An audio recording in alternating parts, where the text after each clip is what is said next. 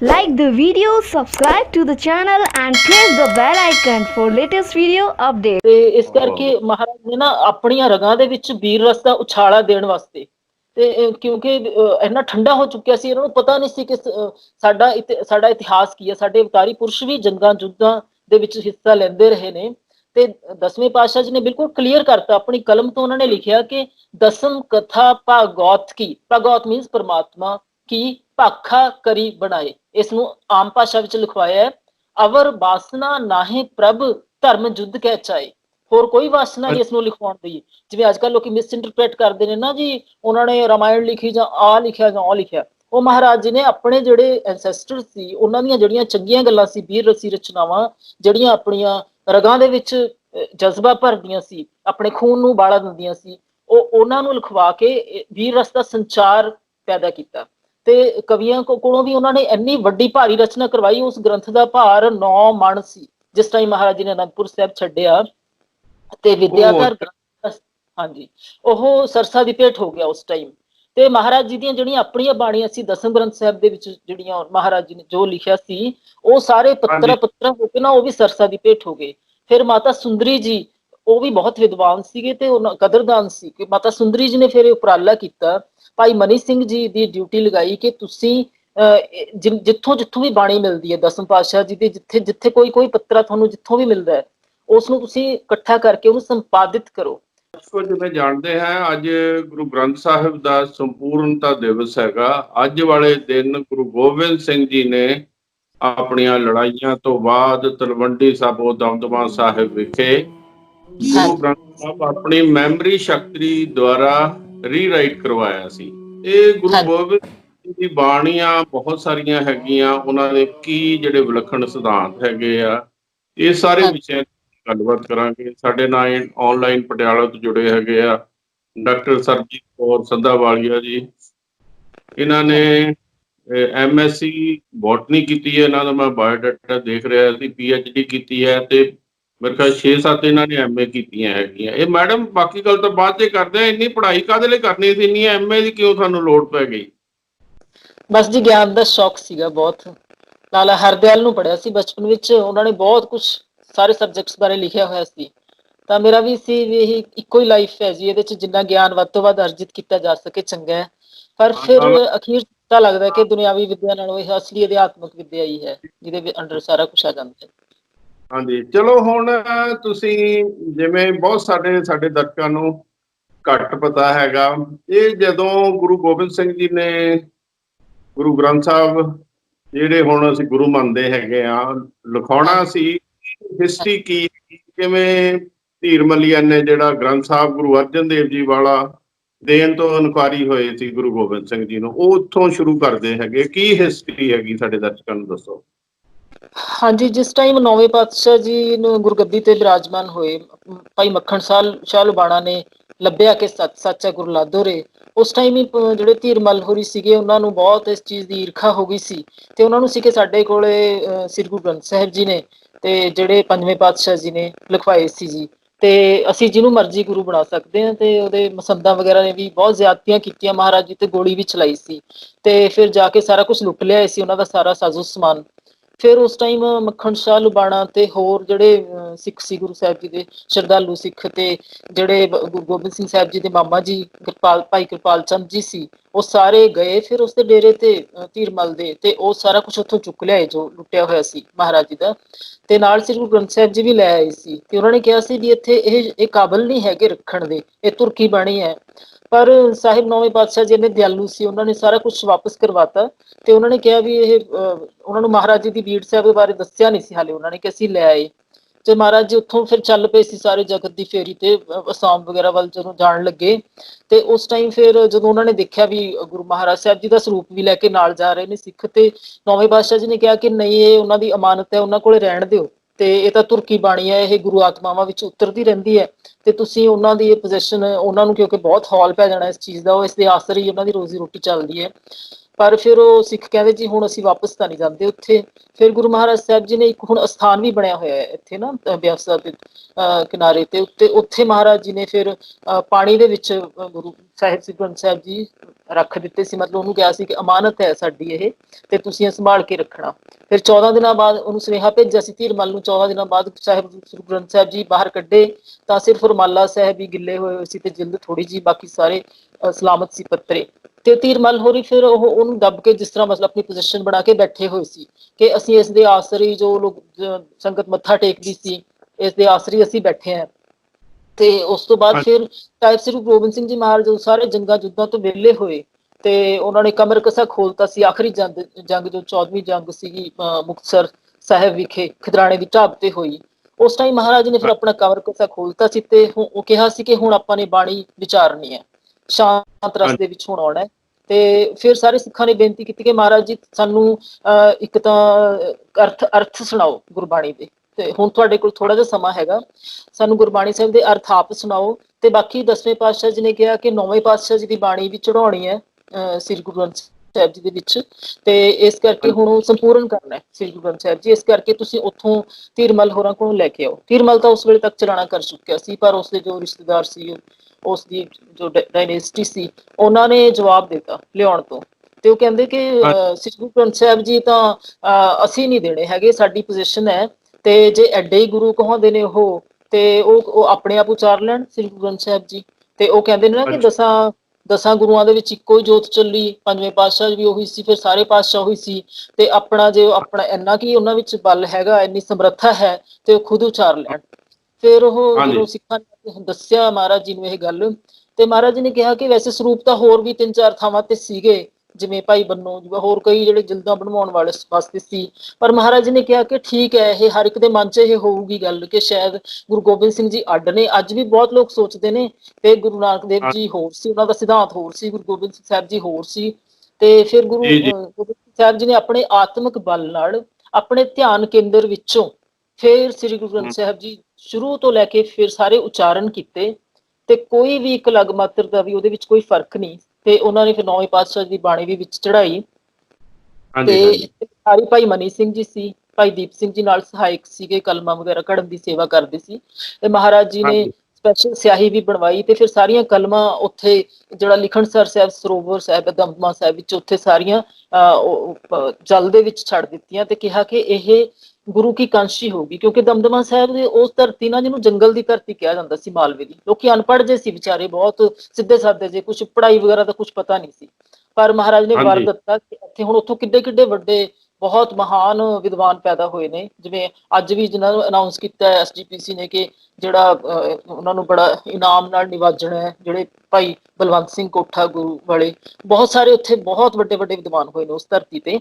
ਸੋ ਮਹਾਰਾਜ ਜੀ ਦੀਆਂ ਬਖਸ਼ਿਸ਼ਾਂ ਸੀ। ਫਿਰ ਮਹਾਰਾਜ ਜੀ ਨੇ ਸਾਰੀ ਬਾਣੀ ਲਿਖਵਾਈ, ਇੱਕ ਓਂਕਾਰ ਤੋਂ ਲੈ ਕੇ 18, 10, 20 ਤੱਕ। ਇਸ ਕਰਕੇ ਜਿਹਨਾਂ ਨੂੰ ਇਹ ਵੀ ਭੁਲੇਖਾ ਕਿ ਰਾਗਮਾਲਾ ਸ਼ਾਇਦ ਕਈ ਕਹਿੰਦੇ ਨੇ ਵੀ ਬਾਣੀ ਨਹੀਂ ਹੈ, ਤਾਂ ਗੁਰੂ ਮਹਾਰਾਜ ਸਾਹਿਬ ਜੀ ਨੇ ਆਪਣੇ ਕੰਠ ਤੋਂ ਸਾਰੀ ਬਾਣੀ ਉਚਾਰਨ ਕੀਤੀ। ਤੇ ਮਹਾਰਾਜ ਜੀ ਨੇ ਇਹ ਅਨੇਕਤਾ ਵਿੱਚ ਏਕਤਾ ਵੀ ਦਰਸਾਈ ਕਿ ਕਈ ਅੱਜ ਕੱਲ੍ਹ ਦਿਮਾਗ ਇੰਨੇ ਜ਼ਿਆਦਾ ਅਜੀਬੋ ਗਰੀਬ ਤਰਕਸ਼ੀਲ ਹੋ ਚੁੱਕੇ ਨੇ ਨਾ, ਉਹਨਾਂ ਨੂੰ ਉਹ ਬਿਨਾਂ ਬੇਸਿਰ ਪੈਰ ਦੇ ਉਹਨਾਂ ਨੇ ਕਦੇ ਦਰਸ਼ਨ ਨਹੀਂ ਕੀਤੇ ਗੁਰਬਾਣੀ ਦੇ, ਕਦੇ ਦਰਸ਼ਨ ਨਹੀਂ ਕੀਤੇ ਸ੍ਰੀ ਦਸਮਗ੍ਰੰਥ ਸਾਹਿਬ ਜੀ ਦੇ, ਸ੍ਰੀ ਗੁਰੂ ਗ੍ਰੰਥ ਸਾਹਿਬ ਜੀ ਦੇ। ਤੇ ਉਹ ਕਹਿੰਦੇ ਜੀ ਭਗਤ ਬਾਣੀ ਕੱਢ ਦੋ ਜੀ, ਵਿੱਚੋਂ ਭੱਟਾਂ ਦੀ ਬਾਣੀ ਕੱਢ ਦੋ।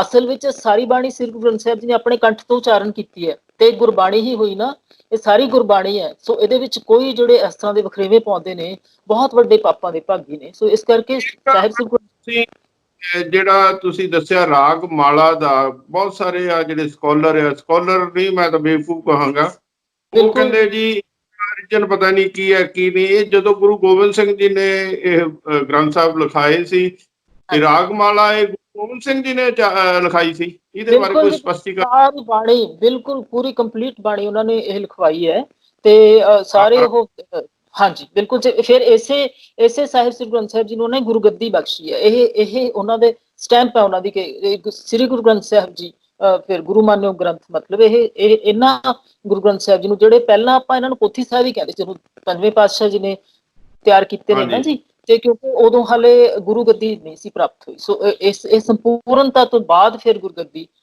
ਪ੍ਰਾਪਤ ਹੋਈ ਹੈ ਮਹਾਰਾਜ ਜੀ ਨੂੰ। ਹਾਂਜੀ। ਚਲੋ ਇੱਕ ਚਲੋ ਇਹ ਗੁਰੂ ਗੋਬਿੰਦ ਸਿੰਘ ਦੀ ਬਾਣੀਆਂ ਬਾਰੇ ਅਸੀਂ ਕਰਦੇ, ਇੱਕ ਛੋਟਾ ਜਿਹਾ ਸਵਾਲ ਹੋਰ ਹੈਗੇ ਆ।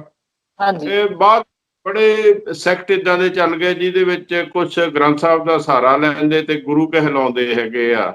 ਲੋਕਾਂ ਹਾਂਜੀ ਨੂੰ ਕੀ ਪਤਾ ਲੱਗ, ਉਹਨਾਂ ਨੂੰ ਕਹੋ ਤੁਸੀਂ ਪੂਰਾ ਤਾਂ ਕੀ ਕਰਨਾ, 10 ਪੇਜ ਹੀ ਉਚਾਰਨ ਕਰਕੇ ਦੇਖਿਓ ਆਪਣੇ ਕੋਲ ਸਿਮਰਨ ਸ਼ਕਤੀ ਵਿੱਚੋਂ, ਕੁਝ ਇਸ ਤਰ੍ਹਾਂ ਦਾ ਲੌਜਿਕ ਦਿੱਤਾ ਜਾ ਸਕਦਾ ਕਿ ਨਹੀਂ? ਕੀ ਵਿਚਾਰ ਆ? ਨਹੀਂ ਜੀ, ਬਿਲਕੁਲ। ਦੇਖੋ, ਇਸੇ ਕਰਕੇ ਨਾ ਪੰਜਵੇਂ ਪਾਤਸ਼ਾਹ ਜੀ ਦੇ ਸਮੇਂ ਤੋਂ ਇਹ ਗੱਲ ਸ਼ੁਰੂ ਹੋ ਗਈ ਸੀ ਤੇ ਆ ਕੇ ਭਾਈ ਗੁਰਦਾਸ ਜੀ ਨੇ ਹੋਰ ਸਿੱਖਾਂ ਨੇ ਕਿਹਾ ਸੀ ਪੰਜਵੇਂ ਪਾਤਸ਼ਾਹ ਜੀ ਨੂੰ ਕਿ ਜਿਹੜਾ ਮਿਹਰਬਾਨ ਹੈ ਨਾ, ਪ੍ਰਿਥੀ ਚੰਦ ਦਾ ਬੇਟਾ ਸੀ ਮਿਹਰਬਾਨ, ਤੇ ਉਸ ਨੂੰ ਪੰਜਵੇਂ ਪਾਤਸ਼ਾਹ ਜੀ ਨੇ ਹੀ ਪਾਲਿਆ ਸੀ, ਬਹੁਤ ਪਿਆਰ ਉਹਨੂੰ ਕਰਦੇ ਸੀ। ਪਰ ਉਸਨੇ ਨਾ ਆਪਣਾ ਨਾਮ ਵਿੱਚ ਲਾ ਕੇ ਤੇ ਬਾਣੀ ਗੁਰਬਾਣੀ ਦੇ ਨਾਲ ਆਪਣਾ ਨਾਮ ਪਿੱਛੇ ਆਪਣੀ ਬਾਣੀ ਰਚ ਕੇ ਗੁਰੂ ਨਾਨਕ ਸਾਹਿਬ ਜੀ ਦਾ ਨਾਮ ਲਾਤਾ ਸੀ ਤੇ ਉਹ ਫਿਰ ਮਿਸ਼ਰਣ ਹੋਣਾ ਸ਼ੁਰੂ ਹੋ ਗਿਆ ਸੀ। ਤੇ ਉਸੇ ਟਾਈਮ ਪੰਜਵੇਂ ਪਾਤਸ਼ਾਹ ਜੀ ਨੇ, ਹਾਂਜੀ, ਉਦੋਂ ਹੀ ਉਹ ਕਹਿੰਦੇ ਸੀ ਵੀ ਇਸ ਚੀਜ਼ ਨੂੰ ਬਹੁਤ ਸੀਰੀਅਸਲੀ ਲੈਣਾ ਹੈ ਕਿ ਇਹ ਧੁਰਕੀ ਬਾਣੀ ਹੈ, ਇਹ ਅਕਾਲ ਪੁਰਖ ਦੀ ਬਾਣੀ ਹੈ, ਵਾਹ ਵਾਹ ਬਾਣੀ ਨਿਰੰਕਾਰ ਹੈ ਤਿਸ ਜੇਵੜ ਅਵਰ ਨਾ ਕੋਈ। ਤੇ ਇਸ ਕਰਕੇ ਗੁਰਬਾਣੀ ਦੇ ਕੋਈ ਚੀਜ਼ ਇੱਕ ਲਗਮਾਤਰ ਦਾ ਵੀ ਘਾਟਾ ਵਾਧਾ ਨਹੀਂ ਹੋ ਸਕਦਾ। ਤੇ ਜਿਹੜੇ ਆਪਾਂ ਦੇਖਦੇ ਹਾਂ ਬਾਕੀ ਧਰਮਾਂ ਦੇ ਵਿੱਚ ਜਿਹੜੇ ਸਾਰੇ ਧਾਰਮਿਕ ਗ੍ਰੰਥ ਨੇ ਨਾ ਜੀ, ਉਹ ਜਦੋਂ ਅਵਤਾਰੀ ਪੁਰਸ਼ ਹੋਏ ਉਹਨਾਂ ਤੋਂ ਬਹੁਤ ਦੇਰ ਬਾਅਦ ਵਿੱਚ ਲਿਖੇ ਗਏ ਨੇ।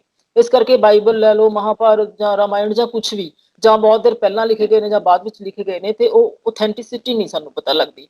ਤੇ ਇਸ ਕਰਕੇ ਗੁਰੂ ਮਹਾਰਾਜ ਸਾਹਿਬ ਜੀ ਨੇ ਆਪਣੇ ਮੁਖ ਤੋਂ ਉਚਾਰਨ ਕਰਕੇ ਸਾਰੇ ਓਥੈਂਟਿਕ ਇਹ ਉਚਾਰਨ ਕੀਤੇ ਕਿ ਇਹਦੇ ਵਿੱਚ ਕੋਈ ਵਾਧ ਘਾਟ ਨਹੀਂ ਹੈ ਹੋ ਸਕਦੀ। ਤੇ ਇਸ ਕਰਕੇ ਜਿਹੜੇ ਨਕਲੀ ਗੁਰੂ ਦਾ ਤਾਂ ਕੋਈ ਮਤਲਬ ਹੀ ਨਹੀਂ। ਹੁਣ ਜਦੋਂ ਉਹ ਧੁਰਕੀ ਬਾਣੀ ਹੈਗੀ ਹੈ, ਗੁਰਬਾਣੀ ਨੂੰ ਗੁਰੂ ਦਾ ਦਰਜਾ ਪ੍ਰਾਪਤ ਹੈ ਤੇ ਸ਼ਬਦ ਗੁਰੂ ਹੈਗੇ ਸਾਡੇ, ਤੇ ਦੇਹਧਾਰੀ ਦਾ ਤਾਂ ਸਵਾਲ ਹੀ ਨਹੀਂ ਪੈਦਾ ਹੁੰਦਾ ਇਹਦੇ ਵਿੱਚ।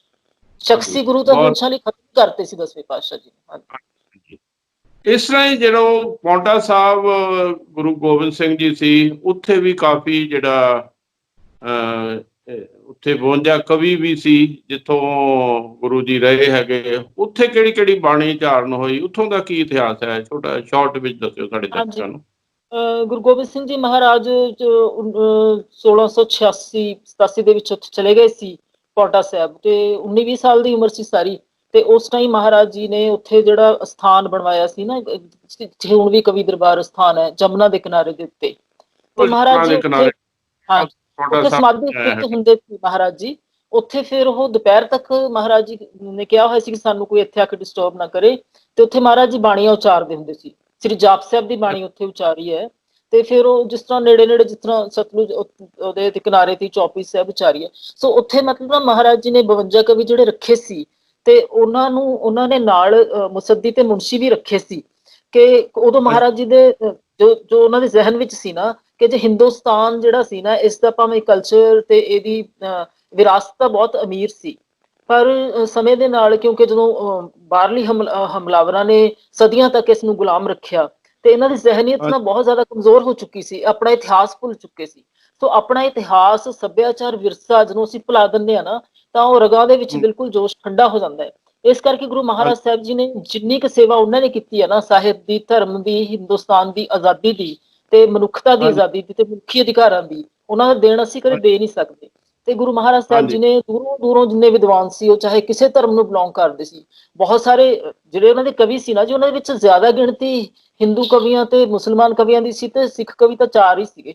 ਤੇ ਇਸ ਕਰਕੇ ਨਾ ਗੁਰੂ ਮਹਾਰਾਜ ਸਾਹਿਬ ਜੀ ਨੇ ਕਿਹਾ ਸੀ ਵੀ ਆਪਣੇ ਤੁਸੀਂ ਜਿਹੜੇ ਧਰਮ ਗ੍ਰੰਥ ਨੇ ਨਾ, ਉਹਨਾਂ ਦਾ ਅਨੁਵਾਦ ਕਰੋ ਸਿੰਪਲ ਭਾਸ਼ਾ ਵਿੱਚ। ਜਿਸ ਤਰ੍ਹਾਂ ਹੁਣ ਸੰਸਕ੍ਰਿਤ ਦੇ ਵਿੱਚ ਇਹ ਹਿੰਦੂ ਗ੍ਰੰਥ ਜਿੰਨੇ ਸੀ, ਰਾਮਾਇਣ, ਮਹਾਭਾਰਤ, ਤੇ ਇਹ ਸਾਰੇ ਮਹਾਰਾਜ ਨੇ ਕਿਹਾ ਸੰਸਕ੍ਰਿਤ ਤਾਂ ਬੋਲੀ ਕਿਸੇ ਨੂੰ ਸਮਝ ਨਹੀਂ ਆਉਂਦੀ, ਸੋ ਲੋਕਾਂ ਦੀ ਬੋਲੀ ਦੇ ਵਿੱਚ ਤੁਸੀਂ ਸਿੰਪਲੀਫਾਈ ਕਰਕੇ ਇਸ ਨੂੰ ਲਿਖੋ। ਤੇ ਮਹਾਰਾਜ ਨੇ ਬਹੁਤ ਇਨਾਮ ਉਹਨਾਂ ਨੂੰ 60,000 ਟਕੇ ਇਨਾਮ ਜਿਸ ਤਰ੍ਹਾਂ ਉਹਨਾਂ ਨੇ ਦਿੱਤੇ ਕਿ ਇਹਦਾ ਇੱਕ ਚੈਪਟਰ ਦਾ ਅਨੁਵਾਦ ਕਰਨ ਦੇ। ਮਹਾਭਾਰਤ ਦੇ 18ਵੇਂ ਚੈਪਟਰ ਦਾ ਅਨੁਵਾਦ ਜਿਸਨੇ ਕੀਤਾ ਸੀ, ਉਹਨੂੰ ਮਹਾਰਾਜ ਨੇ 60,000 ਰੁਪਈਏ ਉਸ ਟਾਈਮ ਦਿੱਤੇ, ਤੇ ਉਹ ਖੱਚਰਾਂ ਤੇ ਘੋੜਿਆਂ ਤੇ ਲੱਦ ਕੇ ਉਹ ਖਜ਼ਾਨਾ ਲੈ ਕੇ ਗਿਆ ਫਿਰ।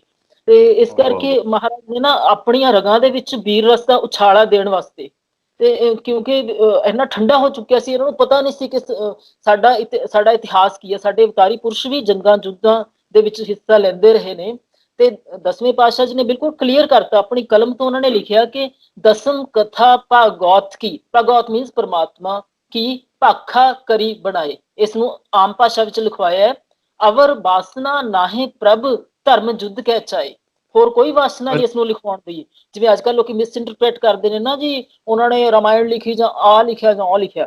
ਉਹ ਮਹਾਰਾਜ ਜੀ ਨੇ ਆਪਣੇ ਜਿਹੜੇ ਐਂਸੈਸਟਰ ਸੀ, ਉਹਨਾਂ ਦੀਆਂ ਜਿਹੜੀਆਂ ਚੰਗੀਆਂ ਗੱਲਾਂ ਸੀ, ਵੀਰ ਰਸੀ ਰਚਨਾਵਾਂ ਜਿਹੜੀਆਂ ਆਪਣੀਆਂ ਰਗਾਂ ਦੇ ਵਿੱਚ ਜਜ਼ਬਾ ਭਰਦੀਆਂ ਸੀ, ਆਪਣੇ ਖੂਨ ਨੂੰ ਉਬਾਲਾ ਦਿੰਦੀਆਂ ਸੀ, ਉਹ ਉਹਨਾਂ ਨੂੰ ਲਿਖਵਾ ਕੇ ਵੀਰ ਰਸ ਦਾ ਸੰਚਾਰ ਪੈਦਾ ਕੀਤਾ।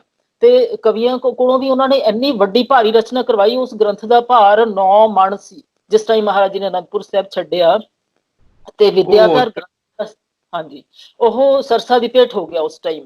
ਤੇ ਮਹਾਰਾਜ ਜੀ ਦੀਆਂ ਜਿਹੜੀਆਂ ਆਪਣੀਆਂ ਬਾਣੀਆਂ ਸੀ ਦਸਮ ਗ੍ਰੰਥ ਸਾਹਿਬ ਦੇ ਵਿੱਚ, ਜਿਹੜੀਆਂ ਮਹਾਰਾਜ ਜੀ ਨੇ ਜੋ ਲਿਖਿਆ ਸੀ, ਉਹ ਸਾਰੇ ਪੱਤਰਾ ਹੋ ਕੇ ਨਾ ਉਹ ਵੀ ਸਰਸਾ ਦੀ ਭੇਟ ਹੋ ਗਏ।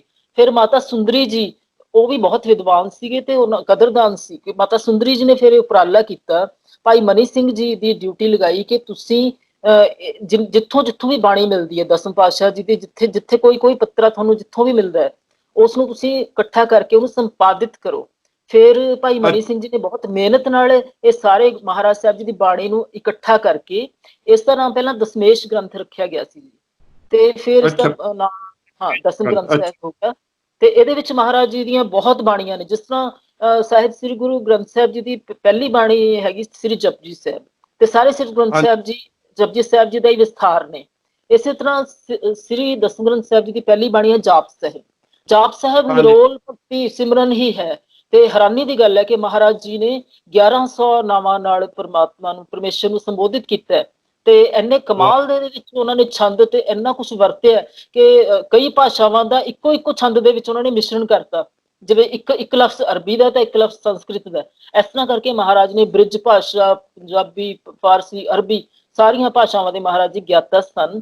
ਤੇ ਸ੍ਰੀ ਜਾਪ ਸਾਹਿਬ ਉਹਨਾਂ ਨੇ ਨਿਰੋਲ ਅਧਿਆਤਮਿਕ ਰਚਨਾ, ਇਹ ਉਹਨਾਂ ਨੇ ਸਭ ਤੋਂ ਪਹਿਲਾਂ ਲਿਖੀ। ਫਿਰ ਅਕਾਲ ਉਸਤਤ ਸਾਹਿਬ ਬਾਣੀ, ਉਹ ਸਾਰੀ ਅਕਾਲ ਦੀ, ਅਕਾਲ ਪੁਰਖ ਦੀ ਉਸਤਤ ਹੈ, ਉਪਮਾ ਹੈ। ਤੇ ਫਿਰ ਇਸ ਤਰ੍ਹਾਂ ਗਿਆਨ ਪ੍ਰਬੋਧ, ਜਿਹਦੇ ਵਿੱਚ ਕੁਐਸਚਨ ਆਨਸਰ ਸੀ ਕਿ ਜਿਹੜੇ ਆਮ ਲੋਕਾਂ ਦੇ ਮਨਾਂ 'ਚ ਸਵਾਲ ਉੱਠਦੇ ਨੇ ਵੀ ਆਹ ਕੀ ਹੈ, ਆਤਮਾ ਕੀ ਹੁੰਦੀ ਹੈ, ਕਿਸ ਤਰ੍ਹਾਂ ਵਿਕਾਰਾਂ ਨੂੰ ਜਿੱਤਿਆ ਜਾ ਸਕਦਾ ਹੈ। ਫਿਰ ਸ਼ਬਦ ਹਜ਼ਾਰੇ, ਸਵਈਏ, ਬਚਿੱਤਰ ਨਾਟਕ, ਚੰਡੀ ਚਰਿੱਤਰ, 24 ਅਵਤਾਰ, ਸ਼ਸਤਰ ਨਾਮ ਮਾਲਾ, ਜ਼ਫਰਨਾਮਾ, ਕਵਿਤ ਲਿਖੇ, ਫਿਰ ਚਰਿਤ੍ਰੋਪਾਖਿਆਨ ਲਿਖੇ, ਫਿਰ ਖਾਲਸਾ ਮਹਿਮਾ, ਫਿਰ ਹਕਾਇਤਾਂ, ਮਤਲਬ ਜਿਹੜੀਆਂ ਕਹਾਣੀਆਂ ਸੀ, ਸਾਖੀਆਂ, ਕਿ ਜਿਨ੍ਹਾਂ ਵਿੱਚ ਵੀਰ ਰਸ ਪੈਦਾ ਹੁੰਦਾ ਸੀ ਜਿਨ੍ਹਾਂ ਦੇ ਵਿੱਚੋਂ। ਸੋ ਇੰਨੀਆਂ ਅਨੇਕ ਮਹਾਰਾਜ ਜੀ ਨੇ ਬਾਣੀਆਂ ਰਚੀਆਂ, ਤੇ ਉਹਨਾਂ ਦਾ ਮੁੱਖ ਉਦੇਸ਼ ਸੀ ਕਿ ਜਿੱਥੇ ਸਾਹਿਬ ਸ੍ਰੀ ਗੁਰੂ ਗ੍ਰੰਥ ਸਾਹਿਬ ਜੀ ਨਿਰੋਲ ਅਧਿਆਤਮਿਕ ਸਿੱਖਿਆ ਸਾਨੂੰ ਦਿੰਦੇ ਨੇ, ਪਰਮਾਤਮਾ ਨਾਲ ਜੋੜਦੇ ਨੇ, ਪਰ ਉਹ ਸਮਾਂ ਐਸਾ ਆ ਗਿਆ ਸੀ, ਮੁਸਲਮਾਨਾਂ ਦਾ ਰਾਜ ਸੀ ਤੇ ਇੰਨਾ ਜ਼ੁਲਮ ਹੋ ਰਿਹਾ ਸੀ, ਤੇ ਇਸ ਕਰਕੇ ਇੱਕ ਤਾਂ ਵੀਰ ਰਸ ਪ੍ਰਧਾਨ ਉਹਨਾਂ ਨੇ ਇਹਦੇ ਵਿੱਚ ਬਾਣੀ ਰਚੀ, ਤੇ ਨਾਲ ਪਰਮਾਤਮਾ ਤਾਂ ਹਮੇਸ਼ਾ ਰਿਹਾ ਉਹਨਾਂ 'ਚ, ਤੇ ਉਹਨਾਂ ਨੇ ਪਰਮਾਤਮਾ ਨੂੰ ਹੀ ਸਰਬਲੋਹ ਸਰੂਪ ਦੇ ਵਿੱਚ ਪੇਸ਼ ਕੀਤਾ ਕਿ ਪਰਮਾਤਮਾ ਦੇ ਉਹ ਆਪ ਸ਼ਸਤਰਧਾਰੀ ਹੈ। ਸ਼ਸਤਰਨਾਮਾ ਜਿਹੜੀ ਬਾਣੀ ਹੈ, ਇੰਨੀ ਹੈਰਾਨੀ ਦੀ ਗੱਲ ਹੈ, 282 ਸ਼ਸਤਰਾਂ ਦੇ ਮਹਾਰਾਜ ਜੀ ਨੇ ਉਹਨਾਂ ਦਾ ਵਰਣਨ ਕੀਤਾ, ਤੇ ਇੱਕ ਸ਼ਸਤਰ ਜਿਵੇਂ ਤਲਵਾਰ ਦੇ ਅਨੇਕਾਂ ਨਾਮ ਦਿੱਤੇ ਨੇ। ਸੋ ਮਤਲਬ ਉਹਨਾਂ ਨੇ ਕਿਹਾ ਕਿ ਸਾਰੇ ਸ਼ਸਤਰਧਾਰੀ ਬਣੋ, ਆਪਣੀ ਅਣਖ ਨਾਲ ਜੀਓ, ਸ਼ਾਨ ਨਾਲ ਜੀਓ, ਤੇ ਜੇ ਮਰੋ ਵੀ ਤਾਂ ਅਣਖ ਤੇ ਸ਼ਾਨ ਨਾਲ ਮਰੋ। ਇਸ ਕਰਕੇ ਮਹਾਰਾਜ ਨੇ ਜੋੜ ਦਾ ਢੰਗ ਵੀ ਦੱਸਿਆ ਤੇ ਮਰਨ ਦਾ ਢੰਗ ਵੀ ਦੱਸਿਆ। ਸੋ ਦਸਮ ਗ੍ਰੰਥ ਸਾਹਿਬ ਜੀ ਦੇ ਵਿੱਚ ਰਾਜਨੀਤਿਕ, ਸਮਾਜਿਕ, ਧਾਰਮਿਕ, ਅਧਿਆਤਮਿਕ ਹਰ ਤਰ੍ਹਾਂ ਦੀ ਅਗਵਾਈ ਸਾਨੂੰ ਉਹਨਾਂ ਨੇ ਦਿੱਤੀ। ਇਸ ਕਰਕੇ ਸ੍ਰੀ ਦਸਮ ਗ੍ਰੰਥ ਸਾਹਿਬ ਜੀ ਦਾ ਪਾਠ, ਉਹ ਇਹ ਜਿਹੜੇ ਸੋ ਕਾਲਡ ਜਿਹੜੇ ਅੱਜ ਕੱਲ ਦੇ ਬੁੱਧੀਜੀਵੀ, ਅਸੀਂ ਇੱਧਰ ਉੱਧਰ ਸੁਣਦੇ ਰਹਿੰਦੇ, ਕਿਹਦਾ ਨਾਂ ਲਈਏ, ਇਹ ਜਨਰਲ ਬਾਣੀ ਦਾ ਜਾਂ ਜੀ ਇਹੋ ਜਿਹੜੀ ਫਿਲਾਸਫੀ ਦਾ, ਜਿਹੜਾ ਗੁਰੂ ਨਾਨਕ ਦੀ ਫਿਲਾਸਫੀ ਦਾ, ਜਾਂ ਜਿਹੜੀ ਗੁਰੂ ਗ੍ਰੰਥ ਸਾਹਿਬ ਦੀ ਫਿਲਾਸਫੀ ਦਾ, ਜਾਂ ਦਸਮ ਗ੍ਰੰਥ, ਉਹ ਕ੍ਰਿਟੀਸਾਈਜ਼ ਕਿਉਂ ਕਰਦੇ ਆ? ਉਹਨਾਂ ਨੂੰ ਨੌਲੇਜ ਨਹੀਂ ਹੈਗੀ, ਜਾਂ ਕੋਈ ਆਪਣੀ ਸਸਤੀ ਸ਼ੋਹਰਤ ਹਾਸਲ ਕਰਨਾ ਚਾਹੁੰਦੇ ਆ? ਦੇਖੋ ਜੀ, ਬੁੱਧੀਜੀਵੀ ਤਾਂ ਨਹੀਂ, ਇੱਕ ਬੁੱਧੀਜੀਵੀ ਹੀ ਕਹੇ ਜਾ ਸਕਦੇ ਨੇ, ਕਿਉਂਕਿ ਬੁੱਧੀਵਾਨ ਬੰਦਾ ਤਾਂ ਕਦੇ ਵੀ ਇਸ ਤਰ੍ਹਾਂ ਦੀ ਗੱਲ ਨਹੀਂ ਕਰਦਾ। ਸੋ ਜਿਹੜੀ ਗੱਲ ਹੈ ਕਿ ਅਕਲੀ ਸਾਹਿਬ ਸੇਵੀਏ ਵਾਲੀ ਗੱਲ ਹੈ ਹਨਾ, ਤੇ ਜਿਹੜੀ ਅਸਲੀ ਅਕਲ ਹੁੰਦੀ ਹੈ ਨਾ, ਜਿਹੜੀ ਬੁੱਧੀ ਹੁੰਦੀ ਹੈ, ਵੈਸੇ ਤਾਂ ਜਿਹੜੇ ਪਰਮੇਸ਼ਰ ਨੇ ਉਹ ਸਾਡੀ ਬੁੱਧੀ ਅਕਲ ਦੀ ਹੱਦ ਤੋਂ ਬਾਹਰ ਨੇ, ਉਹ ਇਹਦੇ ਵਿੱਚ ਆਉਂਦੇ ਹੀ ਨਹੀਂ ਹੈਗੇ। ਸੋ ਇਹ ਤਾਂ ਬਹੁਤ ਇੱਕ ਅੰਦਰਲੇ ਅਨੁਭਵ ਦੀ ਗੱਲ ਹੈ। ਜਿਵੇਂ ਮਹਾਰਾਜ ਨੇ, ਦਸਵੇਂ ਪਾਤਸ਼ਾਹ ਜੀ ਨੇ ਕਿਹਾ ਕਿ ਅਨੁਭਵ ਪ੍ਰਕਾਸ਼, ਪਰਮਾਤਮਾ ਜਿਹੜਾ ਅਨੁਭਵ ਦੇ ਪ੍ਰਕਾਸ਼ ਨਾਲ ਉਹਦਾ ਪ੍ਰਕਾਸ਼ ਆਪਣੇ ਅੰਦਰ ਹੁੰਦਾ ਹੈ। ਸੋ ਬਹੁਤ ਜ਼ਿਆਦਾ ਸਾਧਨਾ ਭਗਤੀ ਤੋਂ ਬਾਅਦ ਨਾ, ਬਹੁਤ ਸ਼ਰਧਾ ਤੇ ਪਿਆਰ ਵਿੱਚ ਬੈਠ ਕੇ ਉਸ ਪਰਮਾਤਮਾ ਦਾ ਸਾਖਿਆਤਕਾਰ ਆਪਾਂ ਨੂੰ ਹੁੰਦਾ ਹੈ। ਇਹਨਾਂ ਨੇ ਕੁਛ ਵੀ ਨਹੀਂ ਕੀਤਾ ਹੁੰਦਾ, ਇਹ 4 ਜਮਾਤਾਂ ਪੜ੍ਹ ਕੇ, 4 ਕਿਤਾਬਾਂ ਇੱਧਰੋਂ ਉੱਧਰੋਂ ਉਧਾਰਾ ਲੈ ਕੇ ਲਿਖ ਕੇ, ਤੇ ਆਪਣੇ ਆਪ ਨੂੰ ਬਹੁਤ ਵੱਡੇ ਵਿਦਵਾਨ ਸਮਝਦੇ ਨੇ, ਜਦਕਿ ਇਹਨਾਂ ਨੂੰ ਤੱਤ ਵਸਤੂ ਦਾ ਪਤਾ ਹੀ ਨਹੀਂ ਹੈ। ਸੋ ਇਹਨਾਂ ਨਾਲੋਂ ਤਾਂ ਬਹੁਤ ਸਧਾਰਨ ਜਿਹੜੇ ਸਿੱਖ ਸੀ ਉਹਨੂੰ ਚੰਗੇ ਸੀ। ਦੇਖੋ ਨਾ, ਜਿਹੜੇ 5 ਪਿਆਰੇ ਆਏ ਸੀ ਮਹਾਰਾਜ ਜੀ ਕੋਲ, ਸੀਸ ਭੇਟ ਕਰਤੇ, ਉਹਨਾਂ ਨੇ ਕੋਈ ਗਿਆਨ ਨਹੀਂ ਪੁੱਛਿਆ, ਕੋਈ ਉਹਨਾਂ ਨੇ ਲੌਜਿਕ ਨਹੀਂ ਪੁੱਛਿਆ ਵੀ ਇਹਦੇ ਪਿੱਛੇ ਕੀ ਹੈ, ਉਹਨਾਂ ਨੂੰ ਕਿਹੜਾ ਪਤਾ ਸੀ ਸਾਨੂੰ ਸੁਰਜੀਤ ਕਰ ਦੇਣਾ ਹੈ। ਸੋ ਅੱਗੇ ਜਿਹੜੀ ਭਾਵਨਾ, ਸ਼ਰਧਾ, ਪਿਆਰ ਤੇ ਅਟੁੱਟ ਵਿਸ਼ਵਾਸ ਸੀ ਨਾ ਗੁਰੂ ਵਿੱਚ, ਇਸ ਚੀਜ਼ ਨਾਲ ਇਸ ਕੌਮ ਨੇ ਇੱਕ ਖਾਲਸਾ ਪੈਦਾ ਹੋਇਆ, ਜਿਹੜਾ ਖਾਲਸ ਸੀ, ਜਿਹੜਾ ਪਿਓਰ ਸੀ ਇਨ ਐਵਰੀ ਰਿਸਪੈਕਟ। ਤੇ ਤਾਂ ਕਰਕੇ ਐਡੇ ਐਡੇ ਵਿਚਿੱਤਰ ਕਾਰਨਾਮੇ ਇਹਨਾਂ ਨੇ ਕੀਤੇ। ਹੁਣ ਇਹਨਾਂ ਕੋਲ ਆਪਾਂ ਕੀ ਆਸ ਕਰ ਸਕਦੇ ਆ? ਨਾ ਇਹਨਾਂ ਦੀ ਰਹਿਣੀ, ਨਾ ਬਹਿਣੀ, ਨਾ ਕਹਿਣੀ, ਨਾ ਕਥਨੀ, ਤੇ ਇਹ ਆਪਣਾ ਸਾਰਾ ਕੁਝ ਖਾਂਦੇ ਪੀਂਦੇ ਨੇ, ਤੇ ਇਹਨਾਂ ਚਰਿੱਤਰ ਵੀ ਇੰਨਾ ਮਾੜਾ ਹੈਗਾ। ਤੇ ਉਸ ਤੋਂ ਬਾਅਦ ਇਹ ਐਡੇ ਐਡੇ ਗੁਰੂ ਸਾਹਿਬਾਨ ਬਾਰੇ ਤੇ ਉਹਨਾਂ ਦੀਆਂ ਮਹਾਨ ਬਾਣੀਆਂ ਬਾਰੇ ਇਸ ਤਰ੍ਹਾਂ ਉਂਗਲ ਕਰਦੇ ਨੇ। ਇਸ ਤੋਂ ਵੱਡਾ ਪਾਪ ਹੋ ਨਹੀਂ ਸਕਦਾ ਕੋਈ ਹੋਰ। ਅੱਛਾ, ਇੱਕ ਗੱਲ ਹੋਰ ਦੱਸੋ, ਬਹੁਤ ਸਾਰੇ ਇਸ ਤਰ੍ਹਾਂ ਦੇ ਵੀ ਹੈਗੇ ਆ, ਸਿੱਖਾਂ ਵਿੱਚ ਵੀ ਹੈਗੇ ਆ, ਤੇ ਸਿੱਖਾਂ ਤੋਂ ਬਾਹਰ ਕੁਝ ਕੁ ਹਿੰਦੂ ਕਮਿਊਨਿਟੀ ਵਾਲੇ ਜਿਨ੍ਹਾਂ ਨੂੰ ਪੂਰਾ ਪਤਾ ਨਹੀਂ, ਉਹ ਕਹਿੰਦੇ ਅਸੀਂ ਗੁਰੂ ਨਾਨਕ ਨੂੰ ਤਾਂ ਮੰਨਦੇ ਹੈਗੇ ਆ। ਗੁਰੂ ਗੋਬਿੰਦ ਸਿੰਘ ਸ਼ਾਸਤਰਧਾਰੀ ਸੀ, ਕਹਿੰਦੇ ਅਸੀਂ ਉਹਨਾਂ ਨੂੰ ਗੁਰੂ ਗੋਬਿੰਦ ਸਿੰਘ ਨੂੰ ਮਤਲਬ ਨਾਨਕ ਦਾ ਸਕਸੈਸਰ ਦੀ ਤੌਰ ਤੇ ਨਹੀਂ ਉਹ ਮਾਨਤਾ ਦਿੰਦੇ ਹੈਗੇ। ਉਹ ਕੀ ਮਤਲਬ ਹੈਗਾ? ਮਤਲਬ ਕਮੀ, ਚਾਰ ਵਿੱਚ ਕਮੀ ਹੈ, ਬਹੁਤ ਜ਼ਿਆਦਾ ਇਗਨੋਰੈਂਸ ਹੈ ਜੀ। ਦੇਖੋ, ਜੇ ਗੁਰੂ ਨਾਨਕ ਸਾਹਿਬ ਜੀ ਦੀ ਬਾਣੀ ਨੂੰ ਪੜ੍ਹਨ ਨਾ, ਗੁਰੂ ਨਾਨਕ ਸਾਹਿਬ ਜੀ ਨੇ ਕਿਹਾ ਸੀ ਕਿ ਜੋ ਤਾਂ ਪ੍ਰੇਮ ਖੇਲਣ ਕਾ ਚਾਓ, ਸਿਰ ਧਰ ਤਲੀ ਗਲੀ ਮੇਰੀ ਆਓ, ਹੈ। ਤੇ ਇਹ ਇਸ ਚੀਜ਼ ਦਾ ਉਲੱਥਾ ਮਹਾਰਾਜ ਦਸਵੇਂ ਪਾਤਸ਼ਾਹ ਜੀ ਨੇ ਕਿਰਪਾਨ ਨਾਲ ਕੀਤਾ, ਕਿਉਂਕਿ ਉਹ ਜੋ ਸਾਰੀ ਥਿਓਰੀ ਤਾਂ ਗੁਰੂ ਨਾਨਕ ਸਾਹਿਬ ਜੀ ਦੀ ਸੀ ਨਾ, ਉਹਨਾਂ ਨੇ ਇੱਕ ਪੂਰਨ ਮਨੁੱਖ ਦਾ ਖਾਕਾ ਖਿੱਚਿਆ ਸੀਗਾ, ਤੇ ਉਸ ਦੇ ਵਿੱਚ ਰੰਗ ਭਰੇ ਸਾਰੇ ਗੁਰੂ ਸਾਹਿਬਾਨ ਨੇ ਆਪਣੇ, ਕਿਸੇ ਨੇ ਸੇਵਾ ਦਾ, ਕਿਸੇ ਨੇ ਸਿਮਰਨ ਦਾ। ਅੰਤਮ ਛੋਹਾਂ ਦਿੱਤੀਆਂ ਸ੍ਰੀ ਗੁਰੂ ਗੋਬਿੰਦ ਸਿੰਘ ਸਾਹਿਬ ਜੀ ਨੇ। ਉਹਨਾਂ ਨੇ ਇੱਕ ਕਿਸਮ ਦੀ ਵਾੜ ਬਣਾ ਦਿੱਤੀ ਆਲੇ ਦੁਆਲੇ, ਕਿ ਜੇ ਹੁਣ ਫਰਜ਼ ਕਰੋ ਆਪਾਂ ਇੰਨਾ ਸੋਹਣਾ ਲਹਿਲ ਲਾਉਣ ਦੀ ਖੇਤੀ ਗੁਰੂ ਸਾਹਿਬਾਨ ਨੇ ਪੈਦਾ ਕਰਤੀ, ਹਨਾ, ਉਹਦੀ ਜੇ ਵਾੜ ਹੀ ਨਾ ਹੋਵੇ ਤਾਂ ਕੋਈ ਵੀ ਦੁਸ਼ਮਣ ਆ ਕੇ ਉਹਨੂੰ ਕੋਈ ਵੀ ਆ ਕੇ ਚਰ ਸਕਦਾ, ਜੰਗਲੀ ਜਾਨਵਰ। ਤੇ ਇਸ ਕਰਕੇ ਮਹਾਰਾਜ ਜੀ ਨੇ ਬਾਣੀ ਤੇ ਬਾਣਾ ਦੋਨਾਂ ਦੀ ਇੰਪੋਰਟੈਂਸ ਪੂਰੀ ਉਸ ਤਰ੍ਹਾਂ ਹੀ ਰੱਖੀ। ਤੇ ਦਸਵੇਂ ਪਾਤਸ਼ਾਹ ਜੀ ਦੇ ਤਾਂ ਬੇਹੱਦ ਐਡੇ ਉਪਕਾਰ ਨੇ। ਇਹਨਾਂ ਨੇ ਜੇ ਉਹਨਾਂ ਦੀ ਬਾਣੀ ਪੜ੍ਹੀ ਹੋਵੇ, ਦਸਵੇਂ ਪਾਤਸ਼ਾਹ ਜੀ ਨੇ ਆਪਣੇ ਲਈ ਕੀ ਕੀਤਾ? ਆਪਣਾ ਸਾਰਾ ਸਰਬੰਸ ਕੁਰਬਾਨ ਕਰਕੇ ਤੇ ਹਿੰਦੁਸਤਾਨ ਨੂੰ ਆਜ਼ਾਦ ਕਰਵਾਇਆ। ਐਡੀ ਵੱਡੀ ਉਹਨਾਂ ਦੀ ਕੰਟਰੀਬਿਊਸ਼ਨ ਤੇ ਇਹ ਸਮਝਦੇ ਨਹੀਂ ਹੈਗੇ। ਤੇ ਫਿਰ ਹੁਣ ਦਸਵੇਂ ਪਾਤਸ਼ਾਹ ਜੀ ਦੀ ਬਾਣੀ ਪੜ੍ਹਨ, ਮਹਾਰਾਜ ਜੀ ਨੇ ਕਿਹਾ ਕਿ ਹਿੰਦੂ ਤੁਰਕ ਕੋਈ ਕਹਿੰਦੇ ਕੋਈ ਫਰਕ ਹੀ ਨਹੀਂ ਹੈ ਕਿਸੇ ਵਿੱਚ ਨਾ, ਤੇ ਮਾਨਸ ਕੀ ਜਾਤ ਸਦਾ ਇੱਕ ਹੈ ਪਹਿਚਾਨਬੋ, ਕਿ ਇਹਨਾਂ ਨੂੰ ਸਮਝ ਨਹੀਂ ਆਉਂਦੀ ਇਸ ਚੀਜ਼ ਦੀ। ਸੋ ਦਸਵੇਂ ਪਾਤਸ਼ਾਹ ਜੀ ਨੇ ਤਾਂ ਕਿੰਨੇ ਹਿੰਦੂ ਸ਼ਰਧਾਲੂ ਸੀ, ਕਿੰਨੇ ਉਹਨਾਂ ਦੇ ਮੁਸਲਮਾਨ ਸ਼ਰਧਾਲੂ ਸੀ। ਮਹਾਰਾਜ ਨੇ ਕਦੇ ਕੋਈ ਫਰਕ ਹੀ ਨਹੀਂ ਰੱਖਿਆ, ਕਿਸੇ ਵਿੱਚ ਵਿਤਕਰਾ ਨਹੀਂ ਰੱਖਿਆ।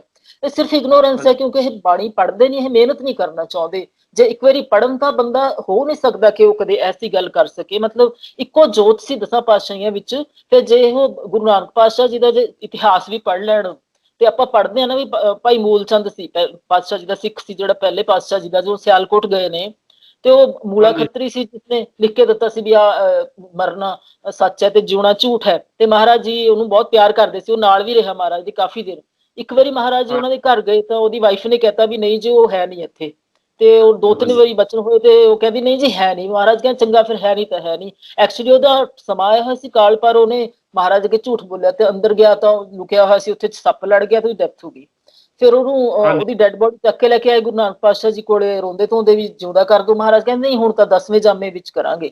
10ਵੇਂ ਜਾਮੇ ਵਿੱਚ ਫਿਰ ਉਹ ਖਰਗੋਸ਼ ਦੀ ਚੂੰਚ ਪਿਆ ਸੀ, ਉਹ ਸਥਾਨ ਵੀ ਬਣਿਆ ਹੋਇਆ ਹਜ਼ੂਰ ਸਾਹਿਬ, ਜਿੱਥੇ ਮਹਾਰਾਜ ਨੇ ਉਹਦਾ ਉਧਾਰ ਕੀਤਾ। ਸੋ ਇਹ 10ਵੇਂ ਜਾਮੇ ਤੇ ਪਹਿਲੇ ਜਾਮੇ ਵਿੱਚ ਫਿਰ ਫਰਕ ਹੀ ਹੋਇਆ। ਬਹੁਤ ਵਾਰੀ ਮਹਾਰਾਜ ਦੇ ਬਚਨ ਹੋਏ, 6ਵੇਂ ਜਾਮੇ ਵਿੱਚ ਆਏ ਕਰਾਂਗੇ। ਪਹਿਲੇ ਪਾਤਸ਼ਾਹ ਜੀ ਨੂੰ ਦੁੱਧ ਅਰਪਣ ਕੀਤਾ ਸੀ ਸਾਈਂ ਬੁੱਢਣ ਸ਼ਾਹ ਨੇ, ਤੇ ਕਹਿੰਦੇ 6ਵੇਂ ਜਾਮੇ ਚ ਆ ਕੇ ਛਕਾਂਗੇ। ਤਾਂ ਗੁਰੂ ਹਰਗੋਬਿੰਦ ਸਾਹਿਬ ਜੀ ਗਏ ਉੱਥੇ, ਉਹਦੇ ਕੋਲ ਉਹ ਸਾਰੇ ਇਤਿਹਾਸਕ ਪ੍ਰੂਫ ਨੇ, ਸਭ ਕੁਝ ਹੈ, ਕਿ ਇਹਨਾਂ ਨੂੰ ਪਤਾ ਨਹੀਂ ਲੱਗਦਾ ਕਿ ਇੱਕੋ ਜੋਤ ਸੀ ਸਾਰੇ ਗੁਰੂ ਸਾਹਿਬਾਨ ਦੇ ਵਿੱਚ। ਉਹ ਤਾਂ ਵੈਸੇ ਸ਼ਬਦ ਰੂਪ ਹੀ ਸੀ, ਪਰ ਸਾਡੇ ਦੇਖਣ ਵਾਸਤੇ ਉਹਨਾਂ ਨੇ ਇੱਕ ਆਪਣੇ ਇਸ ਤਰ੍ਹਾਂ ਦੇ ਸਰੀਰ ਧਾਰੇ ਹੋਏ ਸੀ।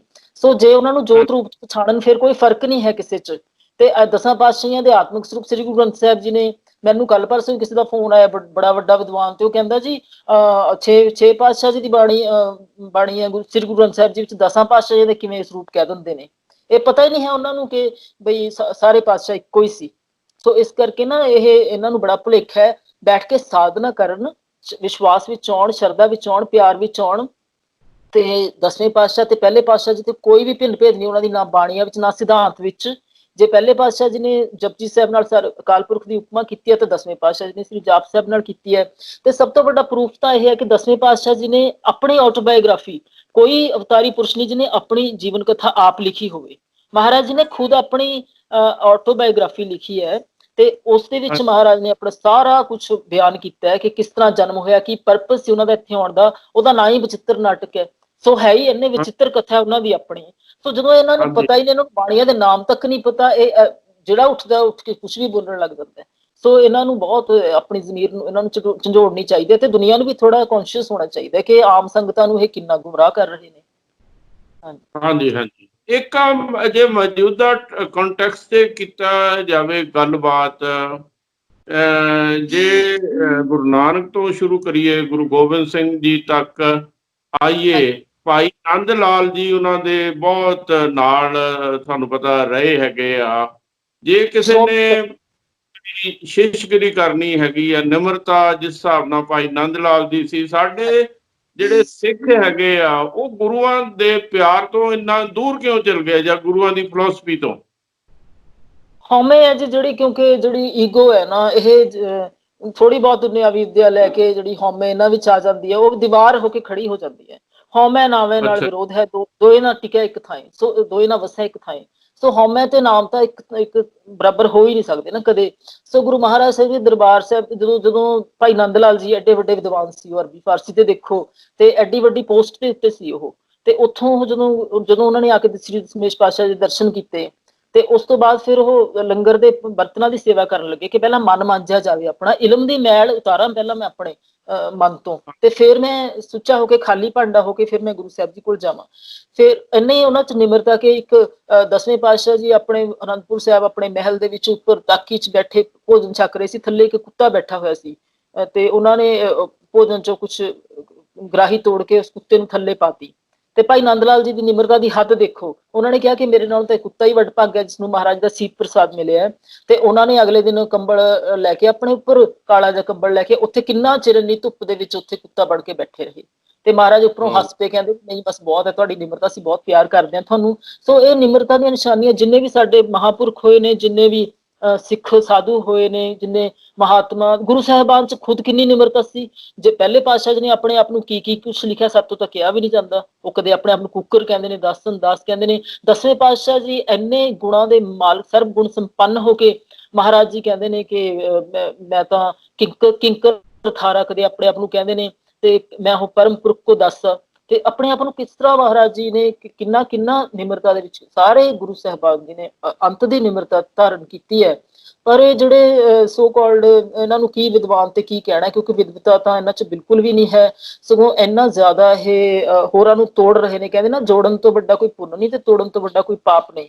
ਇਹ ਤਾਂ ਤੋੜ ਰਹੇ ਨੇ। ਆਮ ਦੁਨੀਆ ਦੇ ਵਿੱਚ ਇੰਨੇ ਭਰਮ ਭੁਲੇਖੇ ਪੈਦਾ ਕਰਤੇ, ਇੰਨੀਆਂ ਦੁਚਿੱਤੀਆਂ ਪੈਦਾ ਕਰਤੀਆਂ, ਉਹਨਾਂ ਵਿਚਾਰਿਆਂ ਨੂੰ ਸਮਝ ਨਹੀਂ ਆਉਂਦੀ। ਅੱਜ ਤੱਕ ਦੇਖ ਲਓ ਕਿੰਨੇ 300-350 ਸਾਲ ਹੋ ਗਏ, ਦਸਮ ਗ੍ਰੰਥ ਸਾਹਿਬ ਜੀ ਦੀ ਸਾਰੇ ਬਾਣੀਆਂ ਨੂੰ ਪੜ੍ਹਦੇ, ਇੰਨੇ ਪਿਆਰ ਸਤਿਕਾਰ ਨਾਲ, ਜੰਗਾਂ ਯੁੱਧਾਂ ਚ ਜਾਣ ਸਮੇਂ ਸਾਰੇ ਸਿੰਘ ਪੜ੍ਹਦੇ ਹੁੰਦੇ ਸੀ। ਤੇ ਹੁਣ ਵੀ ਜਾਪ ਸਾਹਿਬ ਜੀ ਤੇ ਚੌਪਈ ਸਾਹਿਬ ਜੀ, ਸਵਈਏ ਸਾਹਿਬ ਜੀ, 3 ਬਾਣੀਆਂ 10ਵੇਂ ਪਾਤਸ਼ਾਹ ਜੀ ਨੇ ਅੰਮ੍ਰਿਤ ਸੰਚਾਰ ਵਿੱਚ ਸ਼ਾਮਲ ਨੇ। ਹੁਣ ਇਹ ਹੌਲੀ ਘਟਾਉਂਦੇ ਕਹਿੰਦੇ ਨੇ ਜੀ ਜਾਪ ਸਾਹਿਬ ਵੀ ਉਹਨਾਂ ਦੀ ਬਾਣੀ ਨਹੀਂ ਹੈ, ਫਿਰ ਸਾਰੀਆਂ ਬਾਣੀਆਂ ਕੱਢ ਦੋ, ਫਿਰ ਰਹਿ ਕੀ ਗਿਆ, ਫਿਰ ਤੁਸੀਂ ਕੀ ਕਰੋਗੇ? ਅੰਮ੍ਰਿਤ ਦੀ ਸ਼ਕਤੀ ਨਹੀਂ ਜਦੋਂ ਰਹੂਗੀ, ਕਿਉਂਕਿ ਬਾਣੀ ਕਰਕੇ ਤਾਂ ਸ਼ਕਤੀ ਹੈ। ਬਾਣੀ ਦੇ ਵਿੱਚ ਅਕਾਲ ਪੁਰਖ ਆਪ ਘੁਲੇ ਹੋਏ ਹੁੰਦੇ ਨੇ, ਉਹ ਉਸ ਜਲ ਵਿੱਚ ਘੁਲਦੇ ਨੇ, ਤਾਂ ਉਹ ਅੰਮ੍ਰਿਤ ਬਣਦਾ ਹੈ, ਤਾਂ ਇੰਨੀ ਸ਼ਕਤੀ ਪੈਦਾ ਹੁੰਦੀ ਹੈ। ਉਸ ਅੰਮ੍ਰਿਤ ਦੇ ਸਦਕਾ ਐਡੀਆਂ ਜੰਗਾਂ ਯੁੱਧਾਂ ਦੇ ਵਿੱਚ ਵਿਜੇ ਪ੍ਰਾਪਤ ਹੋਈ, ਤੇ ਮਹਾਰਾਜ ਨੇ ਜ਼ਫਰਨਾਮਾ ਫਿਰ ਅਖੀਰ ਜਿਹੜੀ ਬਾਣੀ ਉਚਾਰੀ, ਜਿਹਦੀ ਮਤਲਬ ਸਹਿ ਨਹੀਂ ਸਕਿਆ ਔਰੰਗਜ਼ੇਬ, ਉਸ ਦੀ ਸ਼ਕਤੀ ਬਾਣੀ ਦੀ ਇੰਨੀ ਸੀ ਕਿ ਉਹ ਪੜ੍ਹ ਕੇ ਬਸ ਉਹਦੀ ਡੈਥ ਹੋ ਗਈ ਸੀ। ਤੇ ਇਸ ਕਰਕੇ ਨਾ ਇਹਨਾਂ ਨੂੰ ਸਮਝਣਾ ਚਾਹੀਦਾ, ਨਾ ਇਹਨਾਂ ਨੂੰ ਇਤਿਹਾਸ ਦਾ ਪਤਾ ਹੈ, ਨਾ ਗੁਰਬਾਣੀ ਦਾ ਪਤਾ ਹੈ, ਨਾ ਪਰਮਾਤਮਾ ਕੋਈ ਵਿਸ਼ਵਾਸ ਹੈ, ਨਾ ਕੋਈ ਪਿਆਰ ਹੈ, ਨਾ ਕੋਈ ਸ਼ਰਧਾ ਹੈ। ਬਸ ਉੱਠ ਕੇ ਇਹਨਾਂ ਨੂੰ ਪੁੱਛ ਕੇ ਦੇਖੋ, ਕੋਈ ਵੀ ਕੁਐਸਚਨ ਪੁੱਛ ਲਓ ਕਿਸੇ ਬਾਣੀ ਬਾਰੇ, ਇਹਨਾਂ ਨੂੰ ਕੁਝ ਪਤਾ ਨਹੀਂ ਹੁੰਦਾ, ਕੁਝ ਇਲਮ ਨਹੀਂ, ਇਹਨਾਂ ਵੀ ਨਹੀਂ ਪਤਾ ਕਿਹੜੇ ਗੁਰੂ ਸਾਹਿਬ ਦੀ ਇਹ ਬਾਣੀ ਹੈ।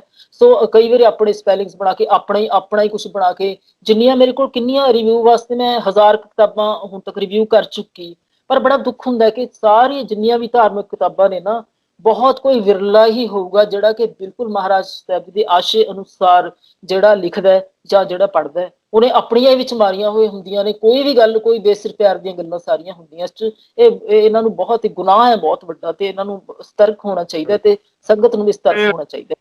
ਹੋਰ ਐਪੀਸੋਡ ਤੇ ਪੂਰਾ ਇਹੋ ਕਰਾਂਗੇ, ਬਾਕੀ ਜਿਹੜੀ ਗੱਲਬਾਤ ਦੂਜੇ ਐਪੀਸੋਡ ਤੇ ਕਰਾਂਗੇ। ਤੁਸੀਂ ਬਹੁਤ ਵਧੀਆ ਜਾਣਕਾਰੀ ਦਿੱਤੀ ਹੈਗੀ ਗੁਰੂ ਗੋਬਿੰਦ ਸਿੰਘ ਜੀ ਦੀ ਬਾਣੀਆਂ ਬਾਰੇ। ਗੁਰੂ ਗੋਬਿੰਦ ਸਿੰਘ ਜੀ ਨੇ ਆਪਣੇ ਮੂੰਹੋਂ ਜੋ ਗੁਰੂ ਗ੍ਰੰਥ ਸਾਹਿਬ ਲਿਖਾਏ ਸੀ, ਤੇ ਮੇਰਾ ਖਿਆਲ ਹੈ ਲੋਕਾਂ ਤੋਂ ਜ਼ਿਆਦਾ ਸ਼ੰਕੇ ਦੂਰ ਹੋਣਗੇ।